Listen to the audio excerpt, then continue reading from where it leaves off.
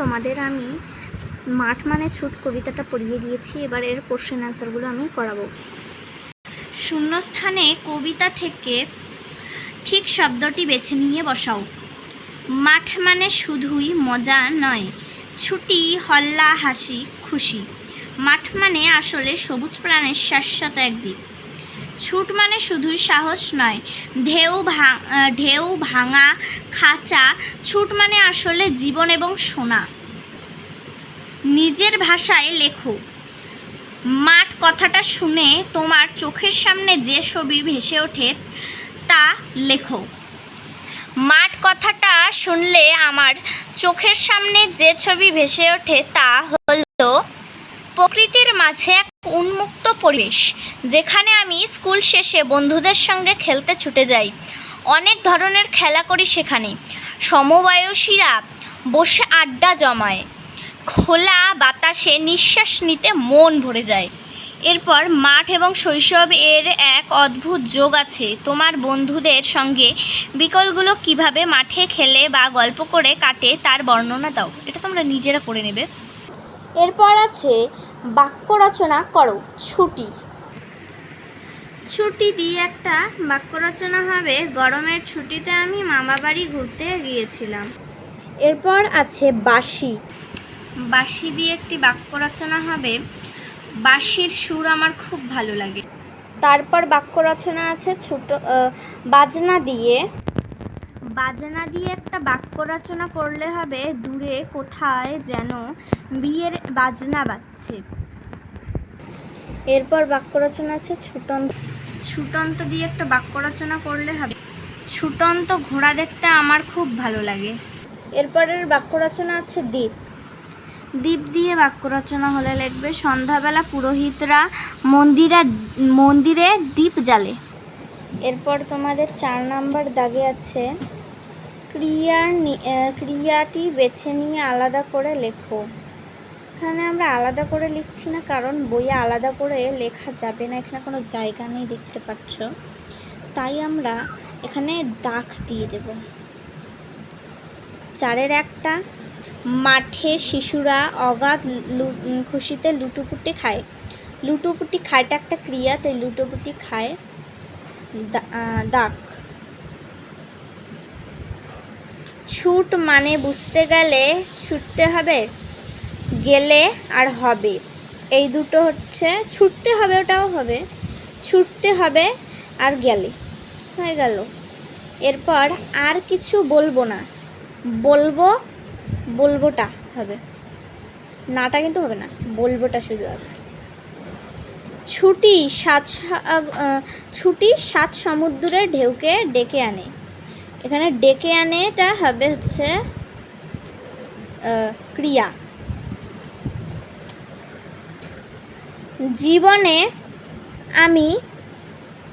জীবনে আমি শুধু এগিয়ে যাব। এগিয়ে যাবটা হচ্ছে ক্রিয়া। আমাদের মোটামুটি এই পেজটা শেষ হয়ে গেল। এরপরে দেখো শব্দার্থ আছে। শব্দার্থ তোমরা পড়ে নেবে, পড়ে মুখস্থ করবে যদি তোমাদের ইয়েতে আসে, নিশ্চয়ই আসবে পরীক্ষায়।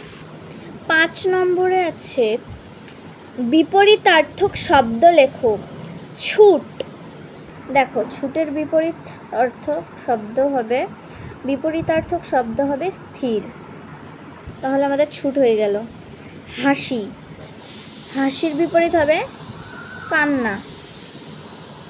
দিনের বিপরীত হবে রাত, এটা সবাই জানে। শাশ্বতের বিপরীত হবে, এটা কিন্তু ভালো করে দেখো, ক্ষণিক। তারপর আশা হবে নিরাশা। এটা আশা, দাঁড়াও দেখিয়েছি, নিরাশা বানানটা আরেকবার লিখে দিচ্ছি, নিরাশা। এটা কিন্তু আশা হবে না, নিরাশা। এরপরে আচ্ছা, এটা শেষ হয়ে গেল। এরপর 6 নম্বরে যাচ্ছি, অর্থ লেখো। অথইয়ের কি হবে, তল নেই এমন, অথবা এখানেও দেখতে পারো তোমরা, এই যে তল নেই এমন গভীর, আমি লিখেছি তল নেই এমন, লিখলেও হবে। তারপরে রয়েছে হল্লা, হইচই। নিকেল হচ্ছে ধাতুর প্রলেপ। আগল, এখানে বলেছে অর্থ লেখো, তাই আমরা আগলেরটা কি লিখব, আগলটা হবে শীর্ষদেশ অথবা শুরুর দিক। পোক্ত হবে মজবুত অথবা কঠিন।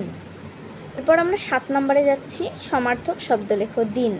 সমার্থক শব্দ কিন্তু পরীক্ষায় আসে, এটা কিন্তু ভালো করে একটু লক্ষ্য করো। দেখো এখানে আমি সব সমার্থক শব্দ লিখে দিয়েছি। দিন হবে দিবস, পা হবে চরণ, সমুদ্র হবে সাগর, ঘুম হবে নিদ্রা, শক্ত হবে কঠিন অথবা মজবুত। 8 নম্বরে আছে বিশেষ্য বিশেষণ আলাদা করে লেখো। হারানোটা হবে বিশেষণ, বাসিটা হবে বিশেষ্য, শাশ্বত হবে বিশেষণ, দ্বীপ হবে বিশেষ্য, পোক্ত হবে বিশেষণ, ভাষা হবে বিশেষ্য, ভাঙা হবে বিশেষণ, খাঁচা হবে বিশেষ্য, সবুজ হবে বিশেষণ, সমুদ্র হবে বিশেষ্য।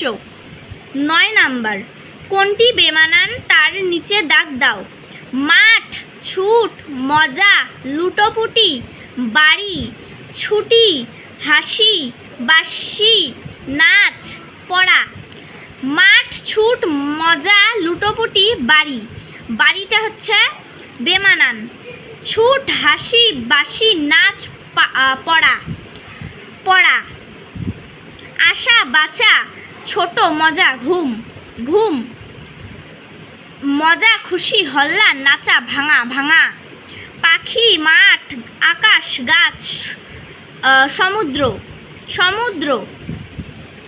10 নাম্বার। পুটি কি পুটো টিলু, এটা সাজিয়ে লেখো। সাজিয়ে লেখো। এটা হবে লুটোপুটি, এটা হবে সমুদ্র, এটা হচ্ছে ফুটন্ত, এটা হচ্ছে শাশ্বত, এটা হচ্ছে তোমার আগল। এটা আমি আর করাবো না, এলোমেলো শব্দগুলিকে সাজিয়ে বাক্য গঠন করো। এটা আমি আর করাচ্ছি না, তোমরা নিজে থেকে করে নেবে। আমি জানি এটা লাগবে না তোমাদের। একই অর্থের অন্য শব্দার্থ, এটা লাগবে না, আমি অন্য পৃষ্ঠায় যাচ্ছি।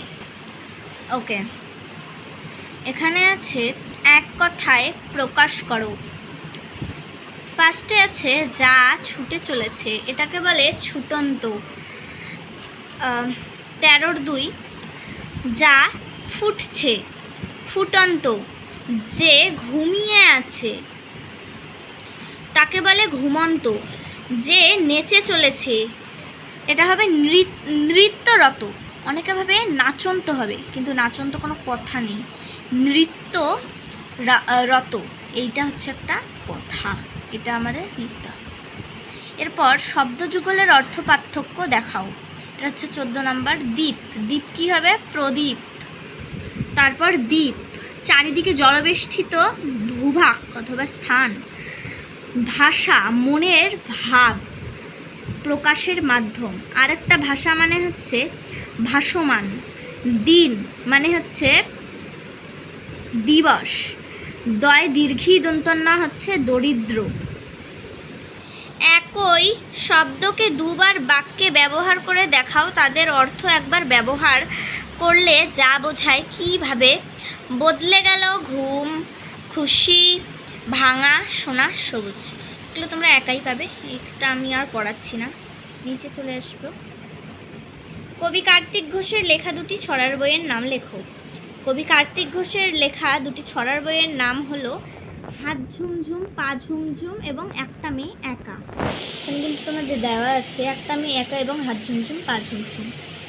তাহলে তোমরা এগুলো কোশ্চেন একটা দেখে করে নেবে। তার সম্পাদিত দুটি বইয়ের নাম লেখো। তার সম্পাদিত দুটি বইয়ের নাম হলো শ্রেষ্ঠ কিশোর কল্পবিজ্ঞান, সেরা রূপকথার গল্প। তিনটার মধ্যে যে কোনো দুটো লিখবে। কোন বইয়ের জন্য তিনি সংসদ পুরস্কারে সম্মানিত হন?